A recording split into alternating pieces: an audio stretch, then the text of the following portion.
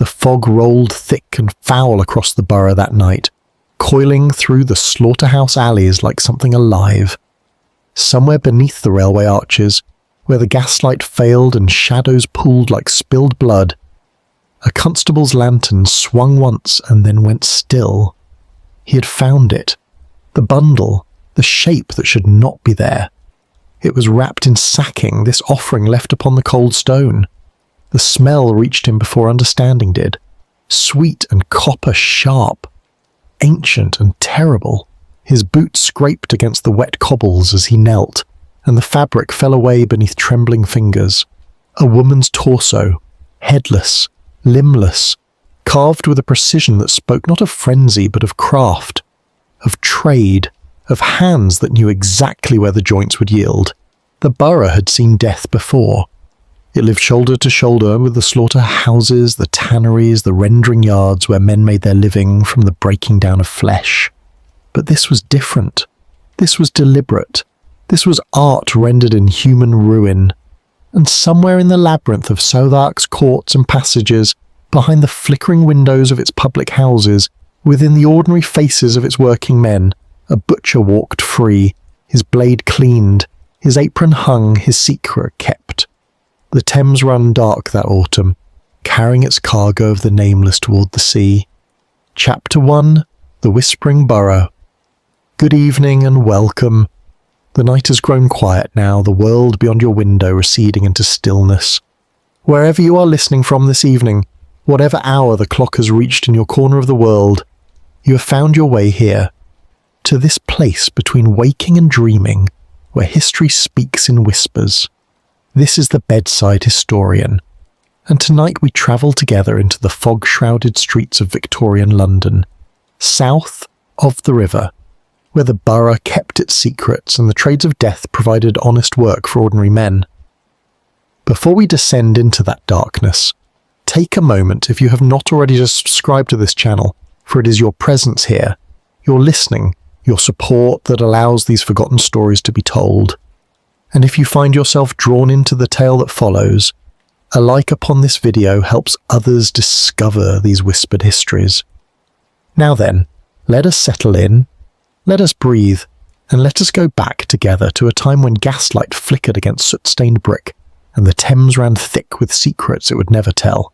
The borough of Southwark lay south of the river, like a shadow cast by the great city itself. It was older than London in some tellings, a place where the Romans had made their crossing, and where pilgrims once gathered before setting forth on the long road to Canterbury. But by the latter decades of the 19th century, whatever holiness had once touched those streets had long since been scrubbed away by industry and want. This was a working district, a labouring district, a place where men rose before dawn and returned after dark with the smell of their trades upon their skin. The tanneries processed hides into leather, and the stench of the curing vats hung perpetual in the air. The breweries sent their yeasty perfume drifting through the lanes, and the slaughterhouses, those temples of practical death, stood at the heart of the borough's economy, their yards slick with offal, their drains running red into the gutters that fed eventually into the Great Grey River. To understand what happened in those years, one must first understand the borough itself. It was not a place of wealth, though wealth passed through it daily on its way to finer addresses. It was not a place of refinement, though men of learning occasionally descended to study the curious habits of the poor. It was a place of work, hard work, the kind of work that bent backs and calloused hands and aged a man before his time, the kind of work that required a certain hardness of spirit, a willingness to do what must be done without flinching, and nowhere was this truer than in the trades that dealt in flesh and bone. The slaughterhouses of Southwark were not hidden away in shame. They stood openly along the main thoroughfares, their presence as unremarkable as the public houses that served the men who worked within them. Cattle were driven through the streets in the early morning hours, their hooves clattering against the cobblestones, their breath steaming in the cold air. Pigs squealed in their pens, sheep huddled together in mute acceptance of what was to come, and the slaughtermen went about their work with the quiet efficiency of men who had done this thing so many times that the taking of life had become mechanical, a series of movements performed without thought, the knife across the throat, the hook through the tendon, the careful opening of the belly and the spilling of entrails into the waiting buckets. These men knew the architecture of bodies. They understood where the joints connected and how to separate them with the least effort. They could reduce a living creature to its component parts in a matter of minutes, and by the end of their shift, their aprons would be stiff with dried blood and their arms would ache from the repetitive labour of dismemberment. This knowledge was not considered remarkable. It was simply a skill, like carpentry or masonry, passed down from father to son or learned through apprenticeship in the yards. A good butcher was valued, a man who could break down a carcass cleanly, who wasted nothing, who knew how to make the cuts that would fetch the best prices at market. Such a man could always find employment. The borough had need of such men. The city had need of such men. And so they lived among the ordinary population, these workers in flesh, their expertise unremarked upon until the day when that expertise would be turned to darker purposes. The railway had come to Southwark in the middle of the century, and with it had come the great brick arches that supported the elevated lines. These arches created a new geography within the borough, a series of shadowed spaces beneath the tracks where storage yards and workshops and less reputable establishments found their homes. The trains thundered overhead at regular intervals, their passage shaking the ground and drowning out conversation, and in the spaces between their passing, a peculiar silence would settle, broken only by the drip of water from the soot-encrusted bricks and the scurrying of rats in the darkness. These arches would become significant in the years to come.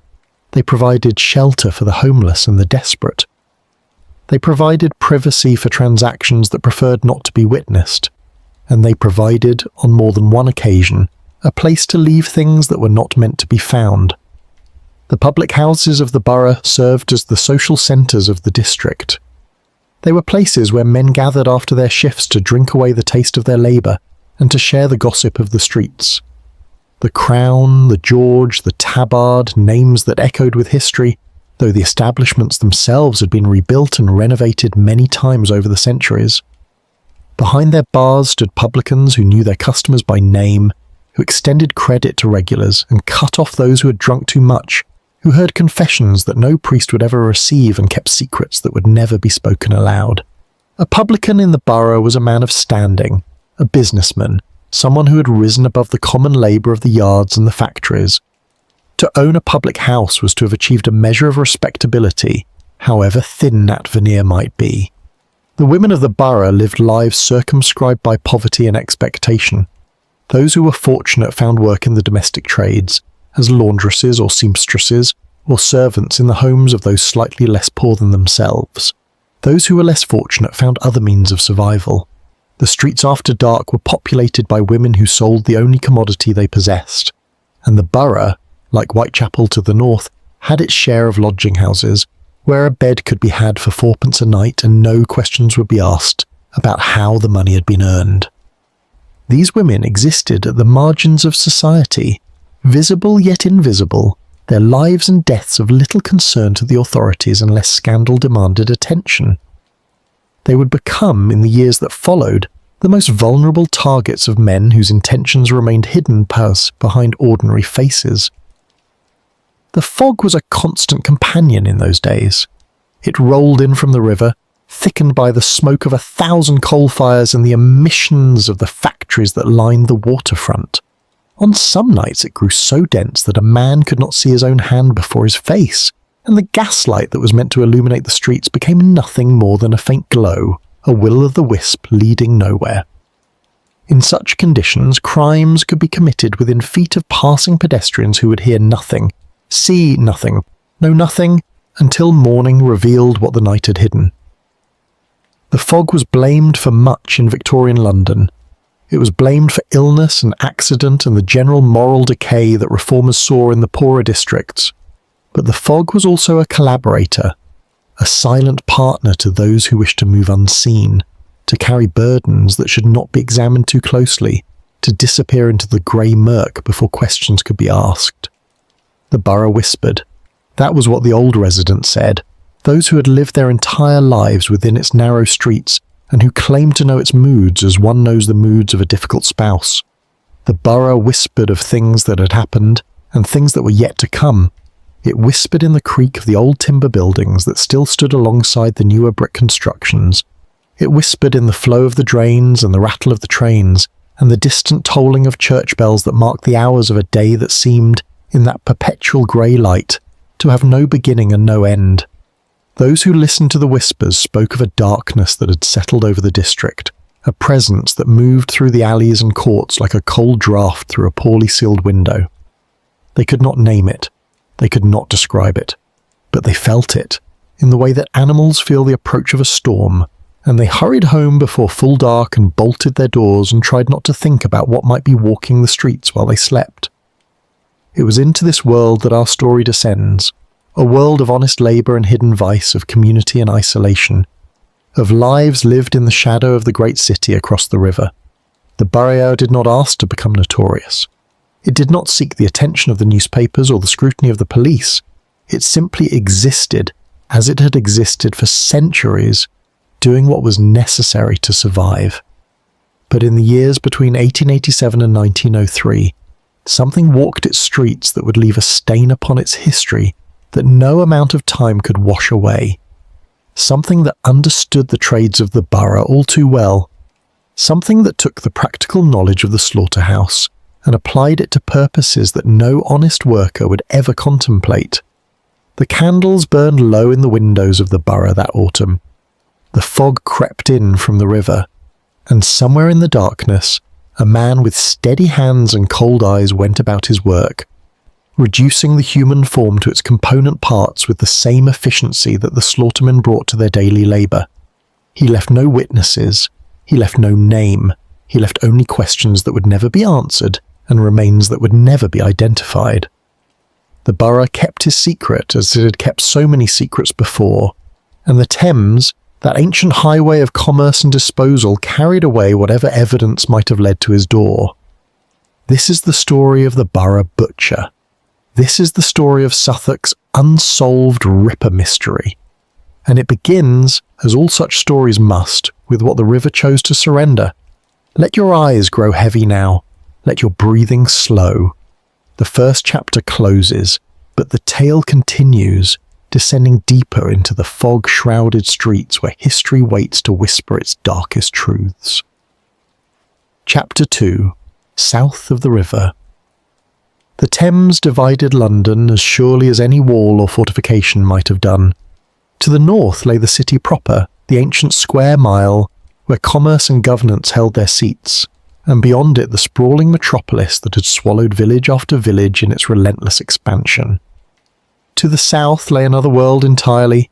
Southwark, Lambeth, Bermondsey, Battersea, these were the territories that respectable Londoners crossed the bridges to avoid, the districts where industry belched its smoke into already darkened skies, and where the poor lived in conditions that reformers described with a mixture of horror and fascination. The river was not merely a geographical boundary, it was a moral one, a line of demarcation between those who had risen and those who had not, between the London that appeared in guidebooks and the London that existed in the shadows of official notice.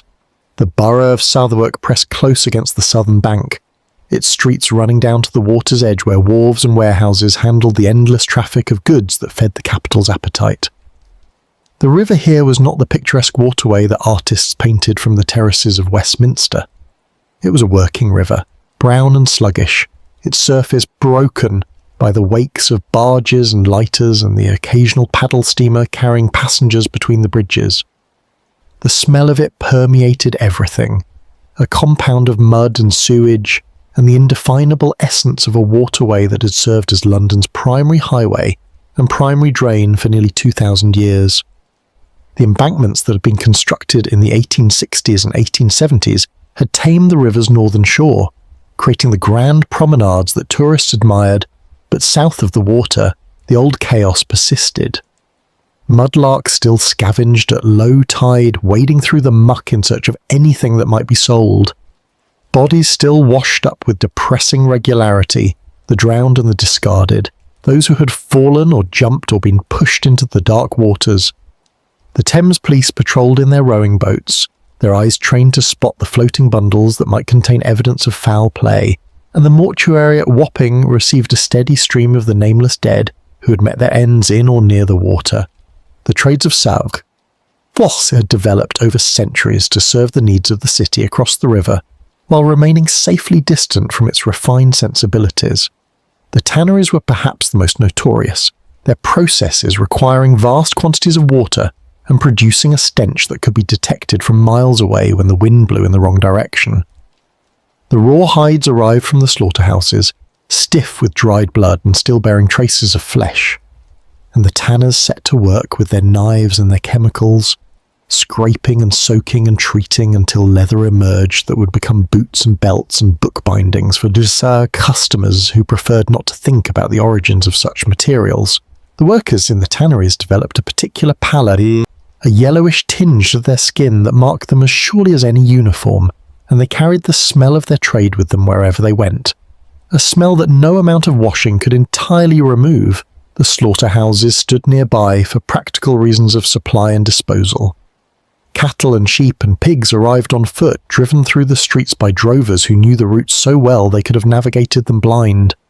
The animals sensed what awaited them, their distress evident in their voices and their movements, but the drovers were experienced in managing such reluctance, and the journey from the markets to the killing floors was accomplished with a minimum of disruption to the surrounding streets.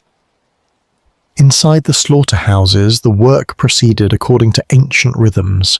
The stunning, the bleeding, the scalding and scraping in the case of pigs, the skinning and gutting that reduced a living creature to meat and offal and bone.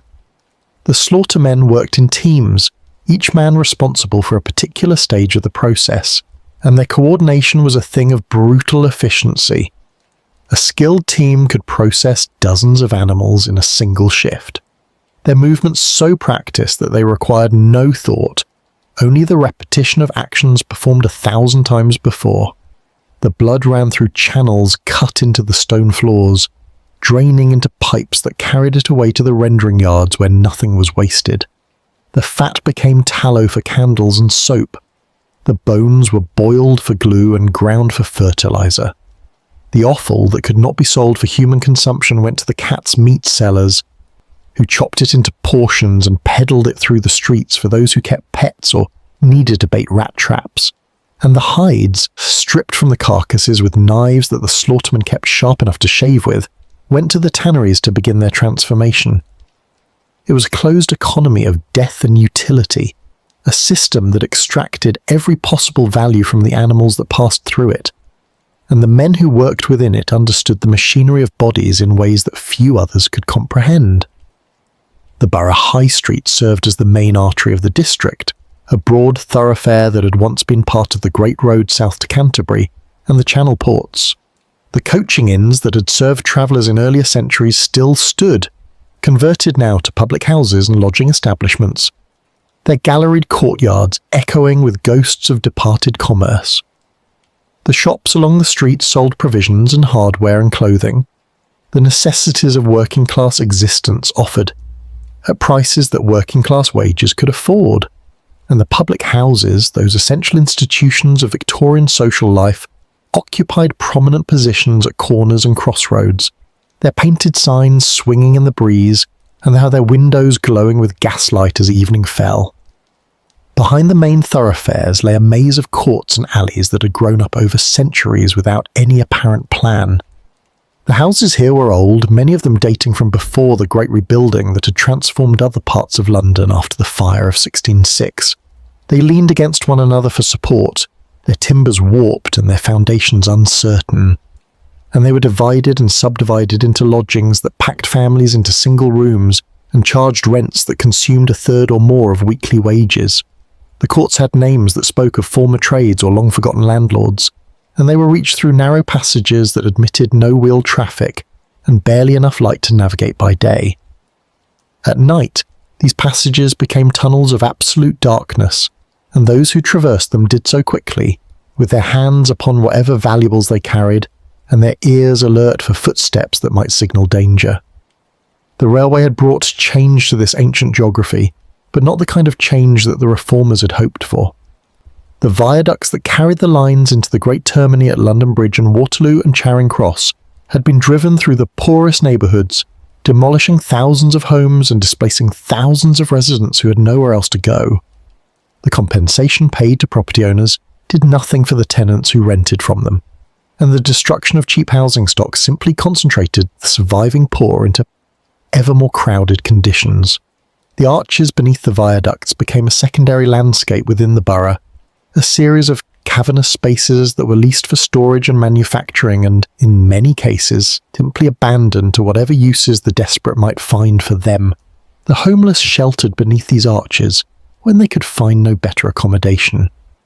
The criminals conducted transactions there that preferred darkness and privacy, and the rats thrived in the shadows, growing fat on the refuse of the district and emerging at night in numbers that horrified even those who had grown up among them. The men who policed this territory did so with a mixture of resignation and wariness. The Metropolitan Police had divided London into divisions, each with its own station and its own complement of constables who walked beats that took them through streets they came to know as intimately as their own homes. The M Division covered Southwark, and its officers developed a particular expertise in the crimes that flourished south of the river. Theft was endemic, from the petty pilfering of market stalls to the organised burglary of warehouses. Violence was common, fueled by drink and poverty and the frustrations of lives that offered little hope of improvement. And death, while not as frequent as in the worst fever years of the earlier century, remained a constant companion, arriving through accident and disease, and, occasionally, through the deliberate actions of one human being against another. The detective branch, that relatively new innovation in British policing, maintained a presence at Scotland Yard on the northern bank but had officers who worked closely with the divisional forces.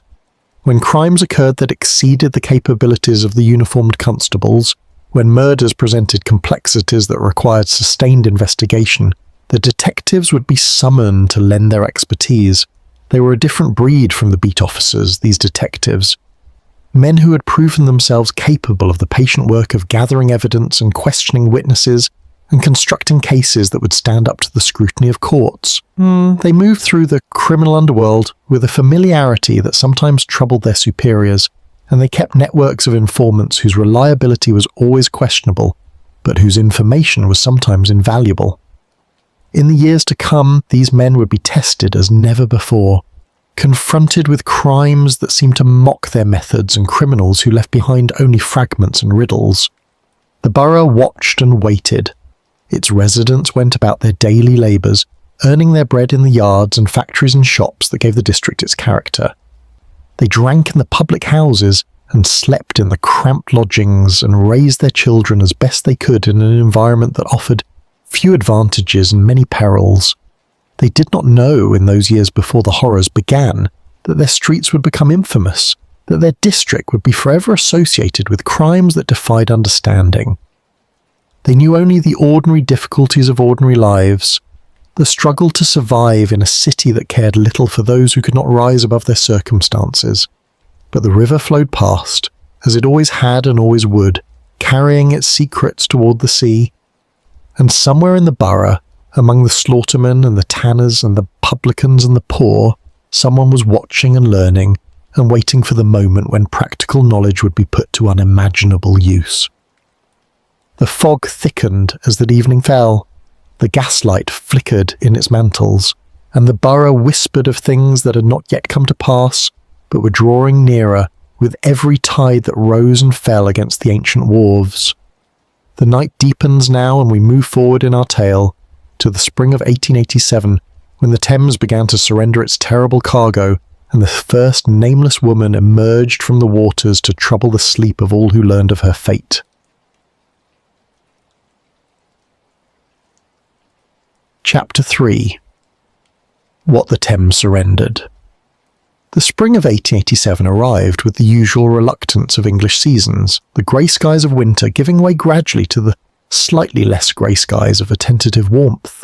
The Thames ran high with the rains of the preceding months, its current swift and brown, carrying the accumulated debris of the city toward the estuary and the distant sea. The watermen who made their living on the river noted the strength of the flow and adjusted their calculations accordingly, knowing that a moment's inattention could see a boat swept downstream faster than oars could compensate. The lighter men who transferred cargo between the great ships anchored in the pool and the wharves along the banks worked with the caution that experience had taught them, respecting the power of water that had claimed so many of their predecessors. And the Thames police maintained their patrols, their eyes scanning the surface for the flotsam and jetsam that the river perpetually offered up, including the grim discoveries that no amount of experience could make routine. It was on the 11th day of May that the first piece surfaced. A lighterman named Edward Hughes was working near the village of Rainham, some 30 miles downstream from London Bridge, when he noticed something caught against the supports of a pier. At first he took it for a bundle of rags, the sort of refuse that the river deposited in countless locations along its length. But as he manoeuvred closer, using his hook to draw the object within reach, he realized that what he had found was something far more terrible. It was a torso, wrapped in coarse sacking, the remains of what had once been a woman.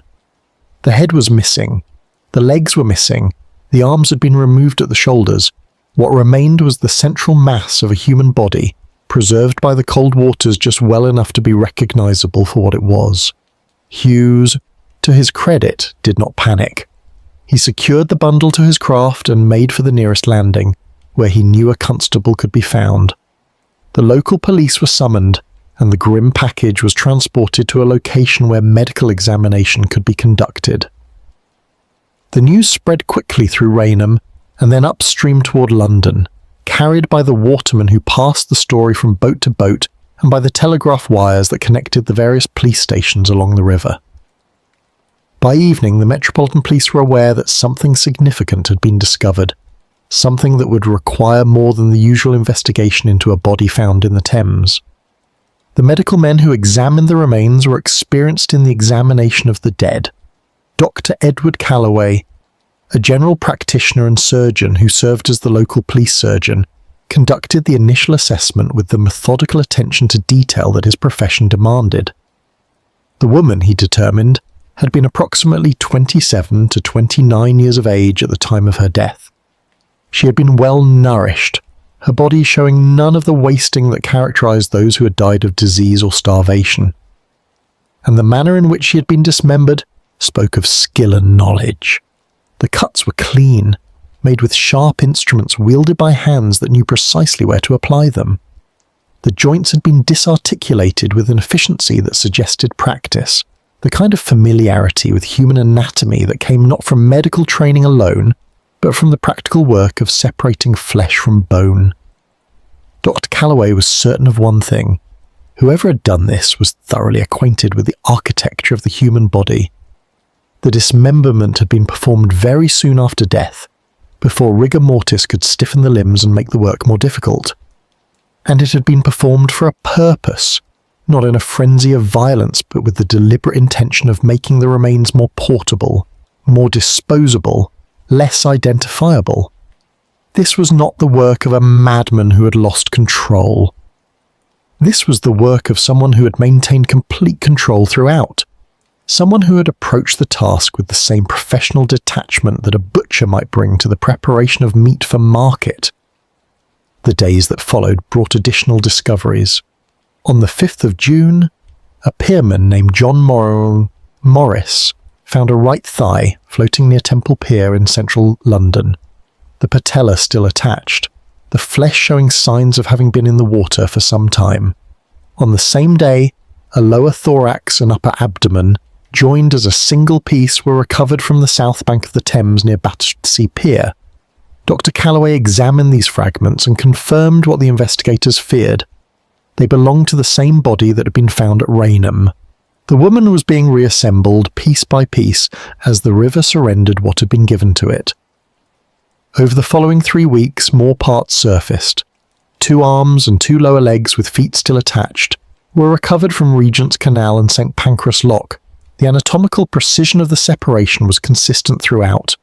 Each joint had been opened cleanly, the cartilage and ligaments severed with strokes that suggested a blade of considerable sharpness and a hand of considerable steadiness. The bones showed no marks of sawing, no hesitation cuts, no evidence of the trial and error that would characterize the work of an amateur. Whoever had done this had done it before, or possessed a level of natural ability that was deeply disturbing to contemplate. The head and upper chest were never found. Whether the river kept them or they were disposed of by other means, no one could say. Without a face, without teeth that might be matched to dental records, without any distinguishing features that might prompt recognition, the woman remained anonymous. The police made inquiries, circulating descriptions based on what could be determined from the remains.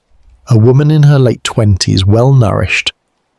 No obvious signs of manual labour on her hands, possibly of a respectable background, or at least not among the very poorest. But no one came forward to claim her. No family reported a missing daughter or sister or wife whose description matched. She had vanished from her life as completely as she had vanished from her body, leaving behind only fragments that told a story of violence but could not identify its victim. The investigation reached its formal conclusion with an inquest that could determine nothing beyond the obvious facts. The woman had died by violence. She had been dismembered with skill. Her remains had been deposited in the Thames at various points, presumably to scatter the evidence and prevent identification. But how she had died and who had killed her, and why anyone would take such elaborate steps to dispose of a body, these questions remained unanswered.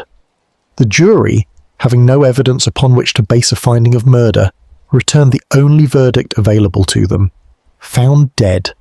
2 words that closed the official inquiry while opening a mystery that would never be solved.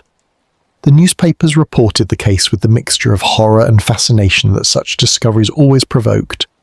The respectable press maintained a tone of grave concern, emphasizing the apparent skill of the dismemberment and the implications this held for the character of the perpetrator.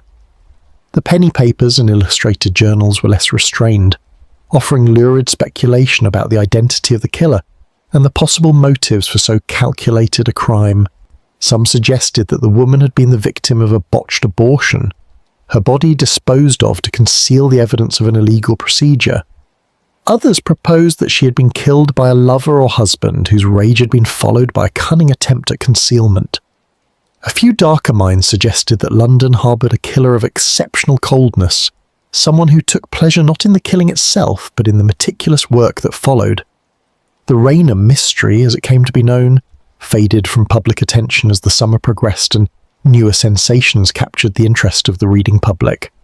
The nameless woman was buried in a pauper's grave, her remains as anonymous in death as they had been in discovery.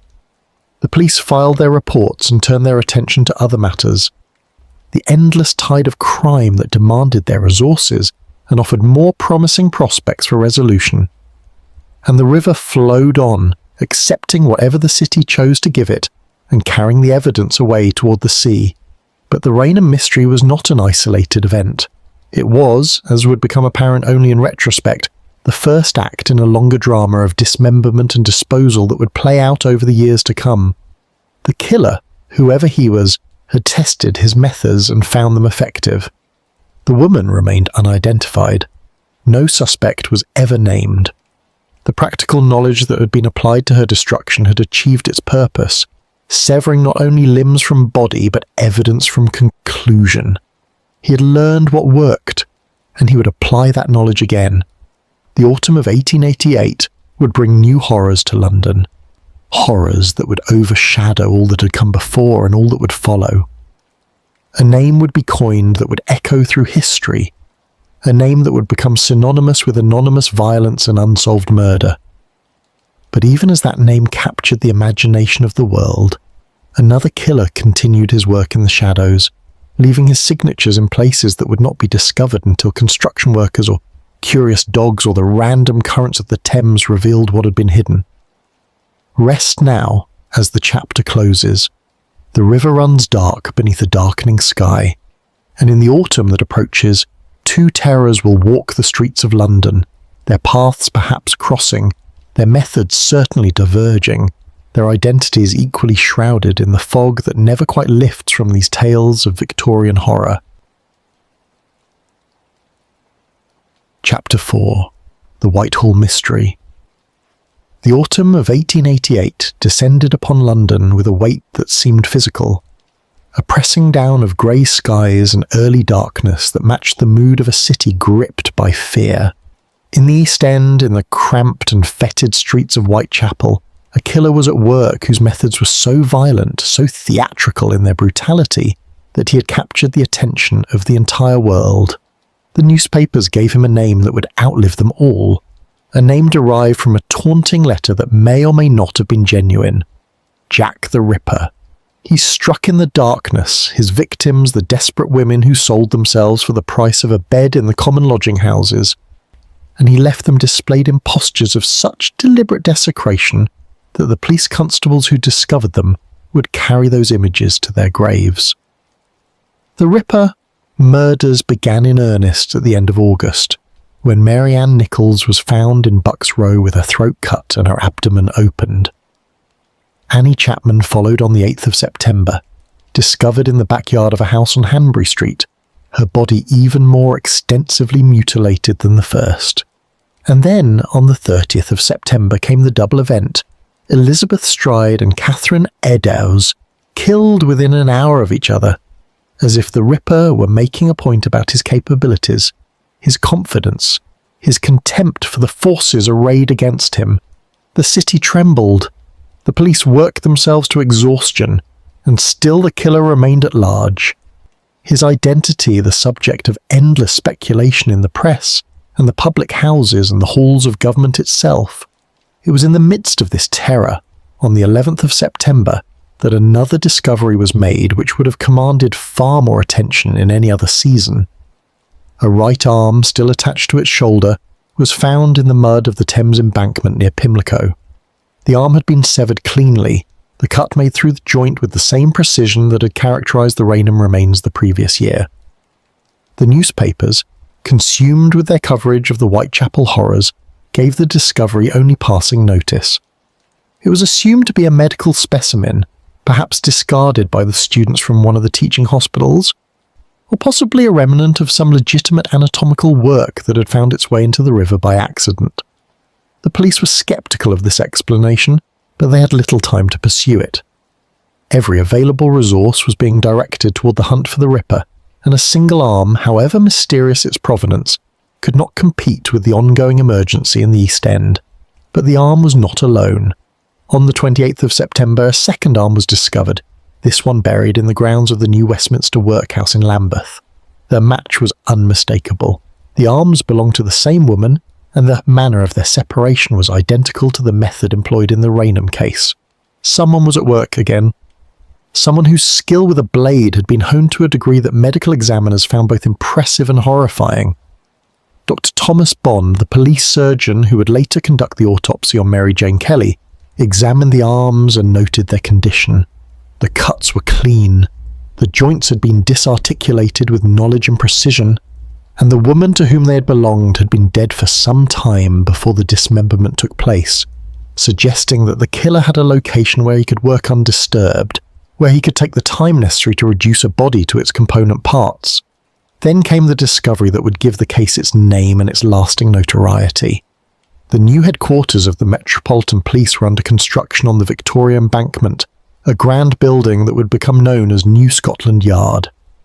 The site had been cleared and the foundations laid, and workmen were engaged in the various tasks that the erection of such a structure required.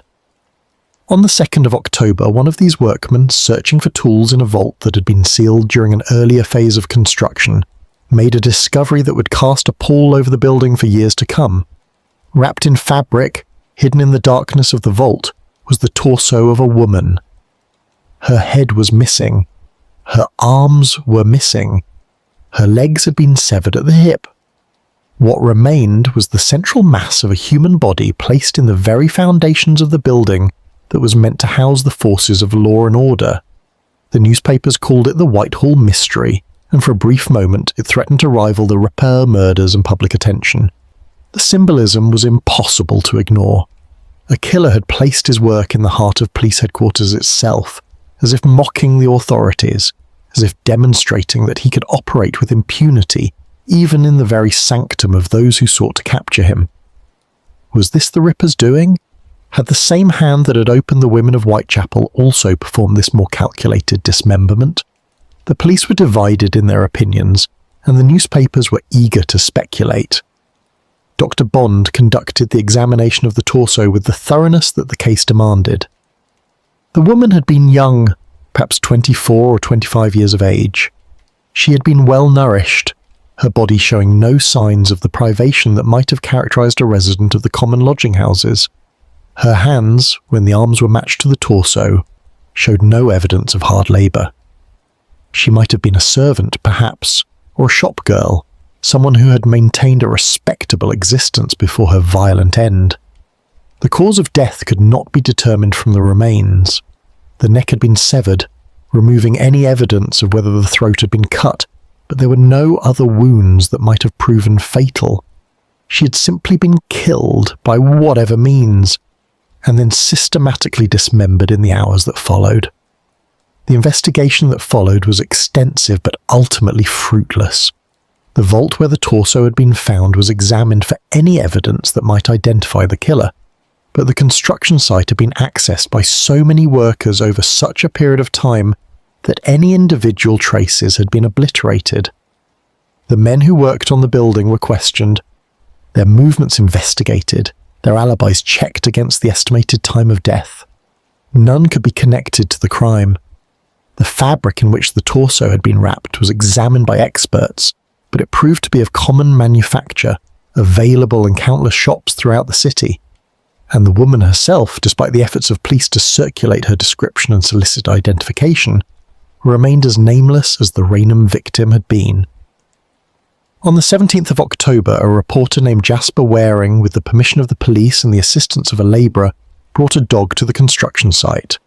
The animal was a Spitzbergen, trained for tracking, and it was set to search the grounds for any additional remains that might have been overlooked. Within a short time, the dog had led its handlers to a location near the foundation walls where something was buried. It proved to be a left leg, severed above the knee, belonging to the same woman whose torso and arms had already been recovered. The right leg was never found, nor was the head, those essential pieces that might have allowed identification and provided evidence of how death had been inflicted. The Whitehall mystery generated theories that ranged from the plausible to the fantastic. Some believed that the killer was a medical man, someone with access to bodies and the knowledge to dispose of them in ways that would prevent identification. Others suggested that he was a butcher or a knacker. His skills derived from the trades of the slaughterhouse rather than the operating theatre. A few proposed that the killer was mocking the police, placing his work at their very doorstep as a gesture of contempt, demonstrating that they were powerless to stop him no matter how close he came to their centres of authority. And inevitably, comparisons were drawn to the Ripper, whose own campaign of terror was reaching its climax in the streets of Whitechapel. But the police who investigated both sets of crimes were increasingly convinced that they were dealing with two different killers. The methods were too distinct, the signatures too different, to be the work of a single hand. The Ripper killed with frenzy, mutilating his victims at the scene of the murder, leaving them displayed for maximum shock and horror. The Whitehall killer worked with calculation, dismembering his victims after death, disposing of the remains in locations chosen to prevent identification, seeking not publicity but concealment. The Ripper wanted to be known, wanted his work to be seen, seemed to revel in the terror he inspired. The Whitehall killer wanted to disappear, wanted his victims to vanish, seemed concerned only with escaping detection. They were opposites in temperament, if not in kind, and the police, stretched beyond their resources by the emergency in the East End, could do little more than note the differences and file the Whitehall case alongside the Raynham mystery in the growing collection of unsolved dismemberment murders. The inquest into the Whitehall death concluded with the same unsatisfying verdict that had ended the Raynham inquiry. Willful murder by some person or persons unknown. The woman was buried without a name, her remains as anonymous in the ground as they had been in the vault where they were discovered.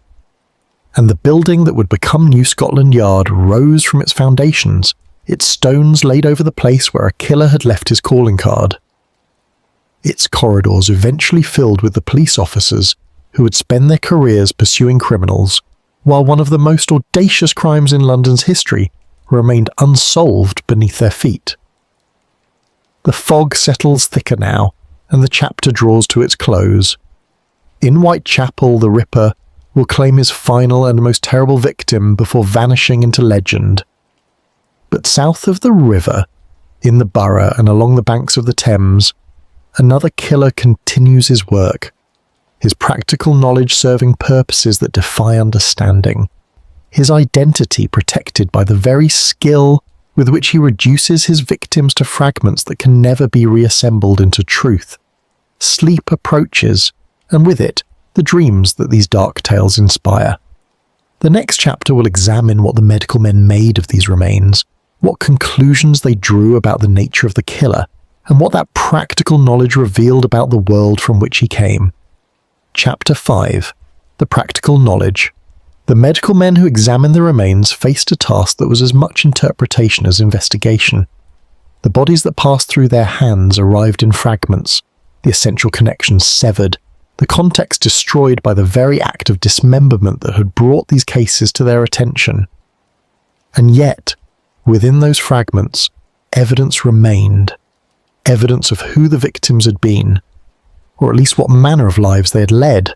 Evidence of how the dismemberment had been accomplished, what tools had been employed, what degree of skill had guided the blade.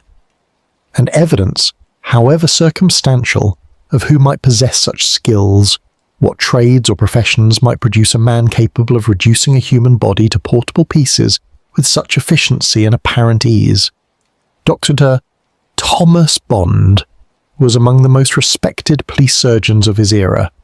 He had examined the victims of the Whitechapel murders, providing the official assessment of Mary Jane Kelly's remains that would be cited for generations to come, and he had examined the torso found at the Whitehall construction site, bringing to that task the same methodical attention that characterized all his work. His conclusions, recorded in reports that survived the passage of years, painted a portrait of a killer whose abilities were both specific and disturbing. The cuts, he noted, had been made with precision. The joints had been opened at exactly the right points, the cartilage separated without unnecessary damage to the surrounding tissue. The work showed design and intention, a plan executed with steady hands and clear purpose, but it did not show, in Dr. Bond's opinion, the training of a surgeon or anatomy. The cuts were too practical, too focused on the mechanical task of separation, rather than the elegant exposure of structures that medical dissection required. This was not the work of a man who had spent years in the anatomy theatre, learning the architecture of the human form for purposes of healing. This was the work of a man who had learned to take bodies apart for other reasons entirely. The inquest into the murder of the woman found at Whitehall heard testimony that would be echoed in subsequent investigations. The division of the parts showed skill and design, but not the anatomical skill of a surgeon. Rather, it showed the practical knowledge of a butcher or a knacker. These words would recur throughout the investigations that followed, a phrase that defined the killer more precisely than any witness description or physical evidence. He was not a doctor, he was not a medical student. He was something else, someone whose familiarity with the separation of flesh and bone came from a different source, a trade that dealt in bodies of a different kind but required many of the same techniques. A butcher in Victorian London was a man of considerable skill. The transformation of a living animal into cuts of meat suitable for sale required knowledge that was acquired through years of apprenticeship and practice. The butcher had to understand where the joints connected and how to open them with the minimum expenditure of effort. He had to know the texture of different muscles, the location of major blood vessels, the points where his knife would glide through and the points where it would meet resistance. He had to work quickly, for time was money in the slaughterhouse, and a man who dawdled over his work would find himself replaced by someone more efficient. And he had to work cleanly, for the quality of the cuts affected the price they would fetch, and a butcher who mangled his meat would soon find himself without customers. A knacker occupied a similar trade, though one that dealt in animals already dead. The knacker's yard was where old horses went when they could no longer work, where diseased cattle were disposed of, where the bodies of animals that had died in the streets were processed for whatever value could be extracted. The knacker had to be skilled in the dismemberment of large bodies, often working with creatures that were larger and more unwieldy than any human. He had to know how to separate the useful parts from the waste, how to strip hides and render fat and extract bones for processing. His work was considered lowly, among the meanest of the London trades, but it required a practical competence that few possessed. A good knacker could reduce a horse to its component materials in a matter of hours, working with tools that he kept sharp and movements that he had perfected through endless repetition. The medical examiners who studied the remains of the Thames torso victims saw evidence consistent with either trade. The cuts had been made with a sharp blade, probably a knife of substantial size, the kind of implement that a butcher or knacker would use daily in his work. A fine-toothed saw had been employed for some of the separations, particularly where bone needed to be divided rather than disarticulated at the joint. The combination of cutting and sawing was characteristic of professional meat processing, where different tools were selected for different tasks depending on the requirements of the moment, and the overall pattern of the dismemberment suggested a man who was working to a mental template, who knew before he began exactly how he would proceed and what the result would be. Dr. Charles Hebert, who examined remains from multiple torso cases, noted additional details that refined the portrait of the killer. The bodies had been dismembered shortly after death, while the tissue was still pliable and the blood had not yet fully coagulated. This suggested that the killer had access to a private location where he could work undisturbed, where he could take the time necessary to complete his task without fear of interruption.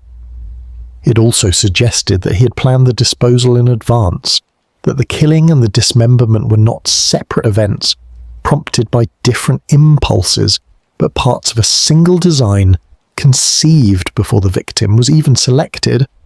The organisation implied by this sequence was chilling in its implications. The killer was not acting in passion or panic. He was acting according to a method that he had developed and refined, a system that allowed him to commit murder and then erase the evidence with professional efficiency. The absence of blood at the discovery sites told its own story. When a body is dismembered, blood flows copiously from the severed vessels, saturating the surroundings and leaving stains that are extraordinarily difficult to remove. But the locations where the torso remains were found showed no such evidence. The railway arch at Pinchin Street, where a later victim would be discovered, was examined carefully for any sign of the dismemberment having occurred on site. Nothing was found. The conclusion was inescapable. The killer had a workspace somewhere else, a location where blood could flow without consequence, where the mess of his work could be cleaned or concealed, where he could go about his terrible business with the same matter-of-fact efficiency that the slaughtermen brought to their daily labours. The trades of death were concentrated in certain areas of London, and Southwark held more than its share. The slaughterhouses that processed the city's meat supply, the tanneries that converted hides to leather, the knackers' yards that disposed of animal remains, all of these establishments employed men whose daily work involved the handling and processing of flesh. These men went home each evening with blood on their clothes and the smell of death on their skin, and their neighbours thought nothing of it, for this was simply what such work entailed. A man who came home late, a man whose apron showed fresh stains, a man who seemed tired from physical labour performed in private. Such a man would attract no suspicion in a district where dozens of others presented identical appearances for entirely innocent reasons. The practical knowledge of the killer extended beyond mere technique. He understood that the Thames would receive what was given to it and carry it away. He understood that a body in pieces was harder to identify than a body intact, that the removal of the head and hands eliminated the features and fingerprints that might prompt recognition. He understood that distribution was as important as dismemberment, that scattering the remains across multiple locations prevented any single discovery from revealing the full extent of what had been done. And he understood timing, knowing when the river ran fast enough to sweep evidence downstream, knowing when the construction sites and railway arches would be unattended, knowing when the darkness would provide sufficient cover for his deliveries.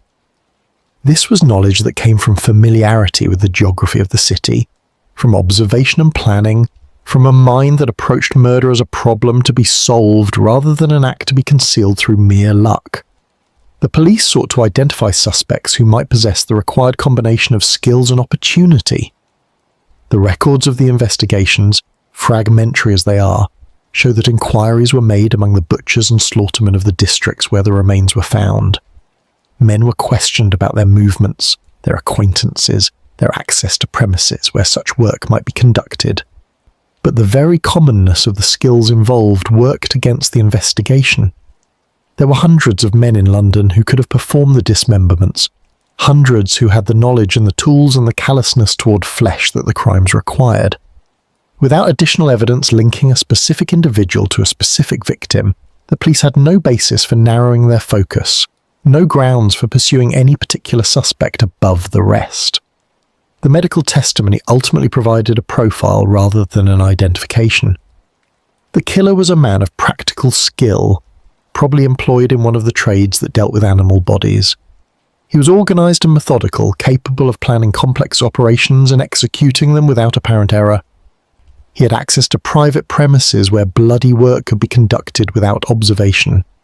He knew the geography of London, particularly the areas south of the river, where the bodies were disposed, and he was patient, willing to take the time necessary to do his work properly, rather than rushing through in panic or haste. This profile fit hundreds of men. It fit the butchers who worked the early morning shifts in the borough slaughterhouses. It fit the knackers who operated their yards on the fringes of the city. It fit anyone who had learned these trades and carried the knowledge with them, even after moving on to other employment. The practical knowledge remained both the most distinctive feature of the crimes and the most frustrating obstacle to their solution. It spoke of a particular kind of man, but that kind of man was everywhere in Victorian London, invisible in his ordinariness, unremarkable in his possession of skills that circumstances had made sinister. He walked the streets like anyone else. He drank in the public houses like anyone else. He went home to lodgings, or perhaps to a family like anyone else. And somewhere, in the privacy that the city afforded to all its millions of residents, he practiced his other trade, the one that left women in pieces and questions without answers. The chapter closes as the medical men close their reports, their findings complete but their conclusions incomplete. They have told us what the killer knew, they have not told us who he was. That mystery remains suspended in the fog that hangs perpetually over these narratives, waiting for connections that may never be made and revelations that may never come. Rest now, as the tale pauses. The next chapter carries us forward to a stranger arriving in London, a man from distant Poland whose path would wind through Whitechapel and Southwark, through barber shops and public houses, toward a gallows that awaited him for crimes that may have been only a fraction of his true accounting.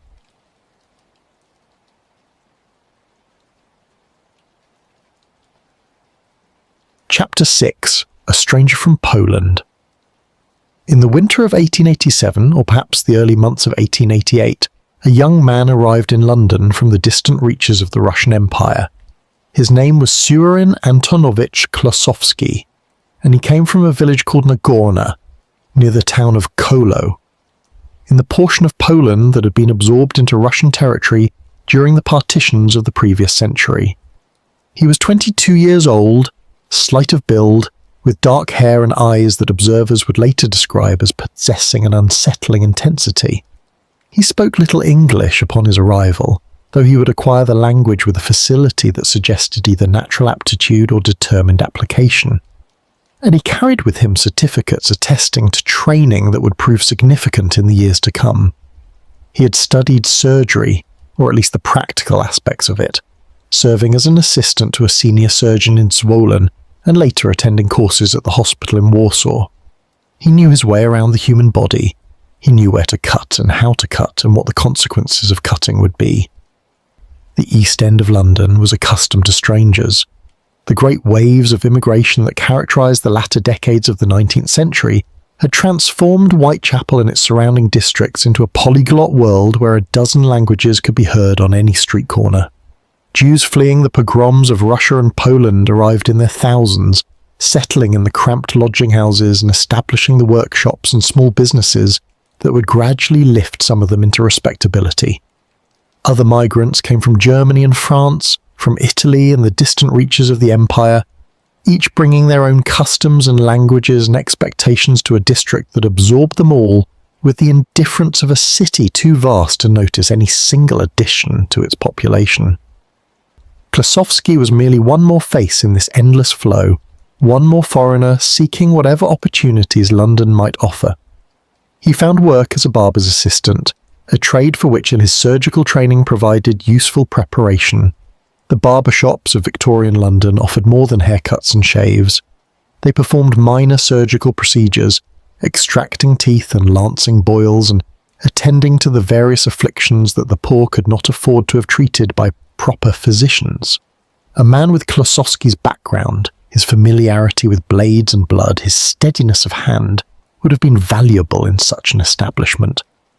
He took lodgings in Whitechapel, in the very streets where the Ripper would soon begin his campaign of terror, and he began to build the foundations of a new life in a new country. The woman he lived with during these early years was named Lucy Bederski, a Polish immigrant like himself who had arrived in London some time before. Their relationship was troubled from the start, marked by arguments and reconciliations and the kind of volatility that neighbours noticed and remembered. Kłosowski was possessive, jealous, prone to rages that frightened those who witnessed them. He was also charming when he wished to be, capable of presenting a face of warmth and attentiveness that concealed the darker currents beneath. Lucy would later tell investigators that her husband, for they lived as man and wife, though the legality of any ceremony was questionable, often stayed out until the early hours of the morning, returning home without explanation for his absences. She did not know where he went on these nocturnal wanderings. She did not ask. Perhaps she did not want to know. The autumn of 1888 brought the Ripper murders to Whitechapel, and Kłosowski was living at the heart of the terror. The streets he walked daily were the streets where Mary Ann Nichols and Annie Chapman and Catherine Eddowes met their ends. The public houses where he drank were filled with speculation about the identity of the killer, the theories growing more elaborate with each new discovery. The entire district was under scrutiny, its residents questioned by police conducting the largest manhunt in London's history, its dark corners illuminated by the increased patrols that sought to prevent further atrocities. Kłosowski would have observed all of this with whatever thoughts passed through his mind during those terrible weeks. He would have seen the fear on the faces of the women who ventured out after dark. He would have heard the rumours that blamed the Jews, the foreigners, the mysterious others who had invaded the district and brought their alien ways. And he would have known, if he was indeed what some would later suspect him to be, that the attention of the world was focused on the very ground beneath his feet. After the final Ripper murder, that of Mary Jane Kelly in her room on Dorset Street, the killings stopped as abruptly as they had begun. The explanations offered were various. The killer had died, perhaps by suicide. He had been confined to an asylum. He had fled the country. This last theory gained particular currency, and some pointed to the departure of various foreigners from Whitechapel in the months following the Kelly murder as evidence that the Ripper had indeed escaped to continue his work elsewhere. Kłosowski was among those who left, though his departure came somewhat later, in 1890, when he and Lucy made the crossing to America and established themselves in New Jersey. The American sojourn was brief and unhappy. Kłosowski worked as a barber, as he had in London, but the marriage, such as it was, continued to deteriorate. Lucy would later testify that her husband attempted to strangle her during this period, pressing her down upon their bed with his hands around her throat until a customer entering the shop interrupted the assault. She found a knife under his pillow, a long blade that he had placed there for reasons he would not explain. And she heard rumours, never substantiated but persistent, of a murder in New Jersey that bore similarities to the Whitechapel killings, a woman found with her throat cut and her body mutilated in the manner that had made Jack the Ripper infamous. Whether Kłosowski was connected to this crime was never established, but Lucy had seen enough. She fled from him, returning eventually to London, and Klosowski followed some months later. Their relationship effectively ended, but their lives continuing in the same city, separated by mistrust and fear. Back in London, Klosowski reinvented himself. He took the name George Chapman, borrowing the surname from a woman named Annie Chapman, with whom he had begun a relationship. The coincidence of the name shared with one of the Ripper's victims was noted by some and dismissed by others as merely that a coincidence, one of the countless random alignments that occur in any large population. The man now calling himself Chapman established a barber shop in Hastings, on the south coast, before returning to London and eventually entering the licence trade. He had ambitions beyond the barber's chair. He wanted to be a publican, a man of property and standing, someone who had risen above the common labour that marked the lives of so many immigrants. And he pursued those ambitions with a calculation that would become apparent only when the full scope of his crimes was revealed. The women who entered Chapman's life during these years shared certain characteristics. They were respectable but not wealthy, possessing enough resources to be useful but not enough protection to be safe, or they were lonely, susceptible to the charm that Chapman could project when he wished to make an impression. And they were, without knowing it, utterly vulnerable to a man whose past contained secrets that no amount of charm could fully conceal. Mary Isabella Spink was the first, a woman of some means who fell under Chapman's spell and agreed to live with him as his wife. She had money, an inheritance that Chapman quickly gained control of, and she had a trusting nature that would prove fatal. Bessie Taylor followed, another woman of modest respectability who believed that she had found a partner for life, and finally Maud Marsh, the youngest of them, barely out of her teens when she met the man who would kill her. But those deaths lay in the future, in the years after the century turned, when the Borough Poisoner would earn his place in the annals of London's criminals.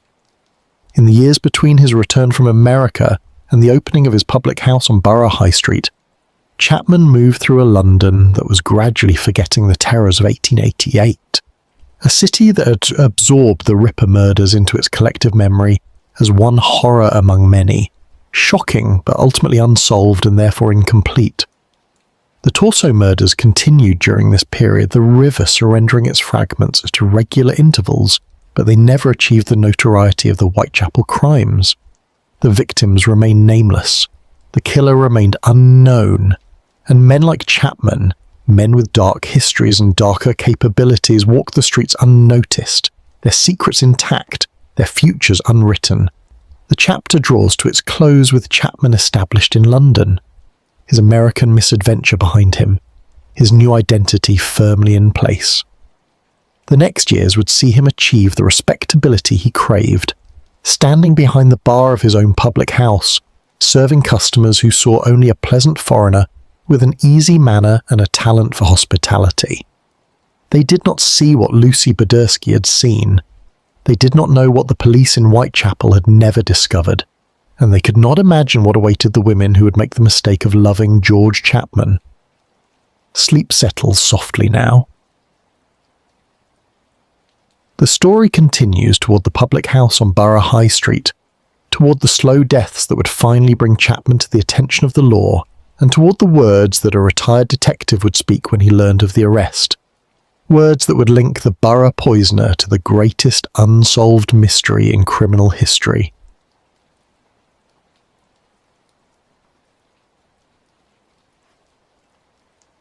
Chapter 7. The Crown upon Borough High Street. The Crown public house stood upon Borough High Street like a monument to ordinary ambition. It was not a grand establishment, not one of the great taverns that catered to the wealthy or the fashionable.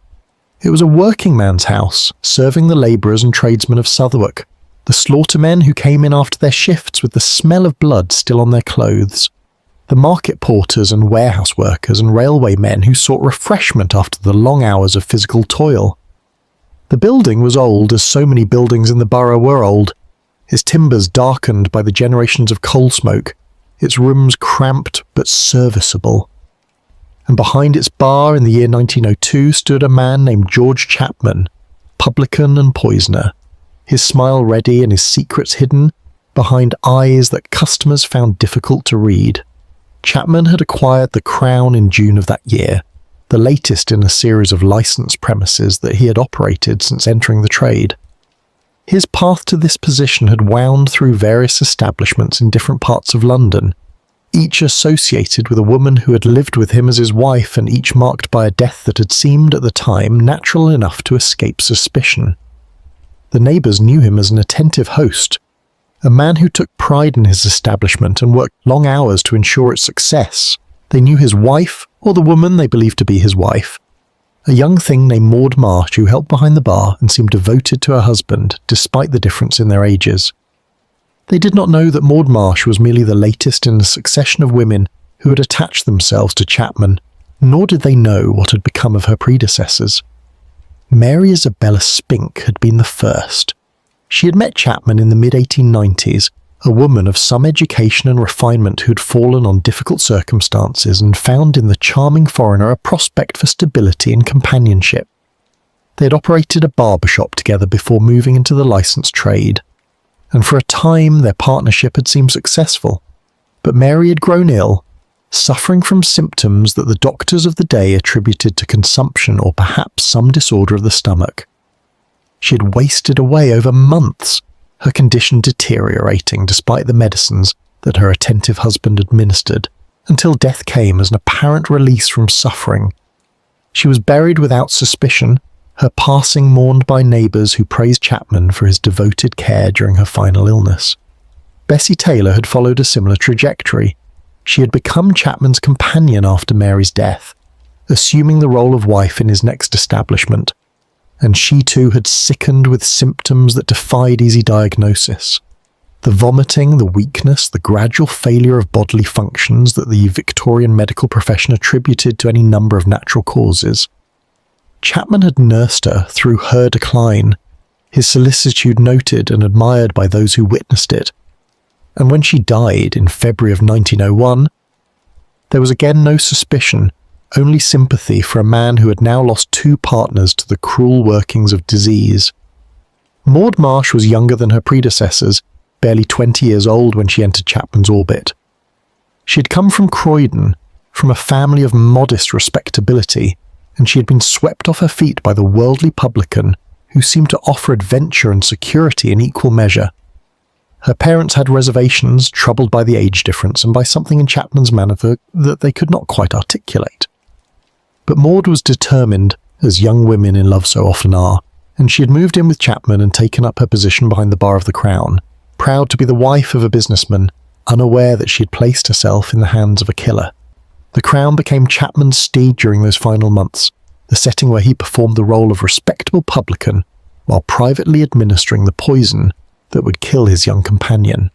He obtained antimony, a metallic element with properties that made it useful for certain industrial purposes and lethal when introduced into the human body in sufficient quantities. The method of acquisition was never fully established at trial, though suggestions were made that his pharmaceutical knowledge, derived from his surgical training in Poland, had provided him with both the understanding of what to use and the means of obtaining it without arousing suspicion. He added small doses to Maud's food and drink, quantities insufficient to kill quickly, but certain to produce the symptoms of a wasting illness that would mask the true cause of her decline. Maud began to sicken in the summer of 1902, complaining of nausea and pain and a weakness that confined her increasingly to her bed.